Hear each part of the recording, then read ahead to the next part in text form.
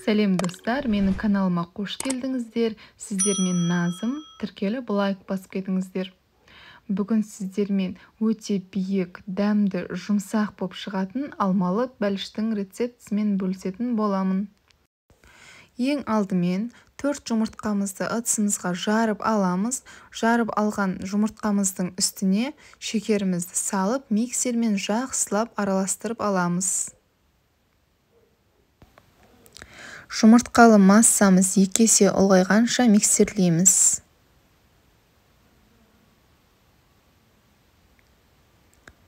Миксерлеп алған соң, бөлме температурасында тұрған сары майымызды ыдысымызға салып, езіп аламыз.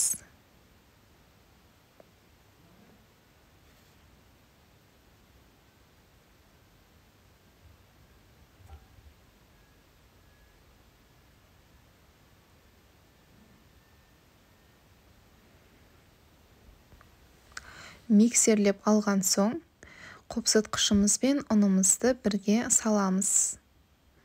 Бірге салған соң, жақсылап миксерлеп аламыз.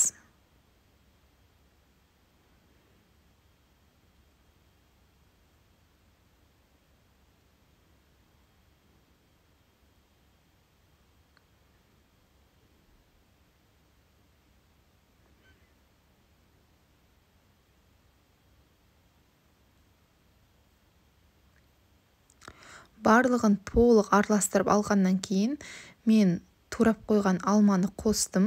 Сіздер өздеріңіздің қалауларыңыз бойынша салсаңыздар болады. Маған бір алма жеткілікті болды.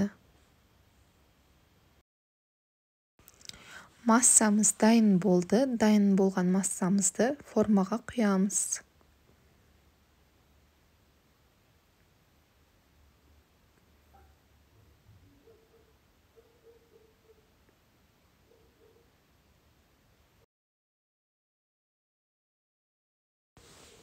Және мен бетін әсемдеу үшін алмаларды турап қойдым. Сіздер де солай турап қойсаңыздар болады, әдемі көрінеді.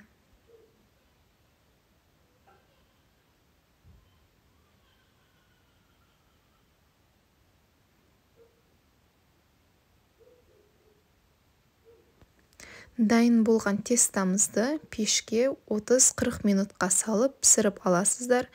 Астарыңыз дәмді болсын, маған тіркелуді ұмытпаңыздар. Сіздермен болған Назым. Сау болыңыздар.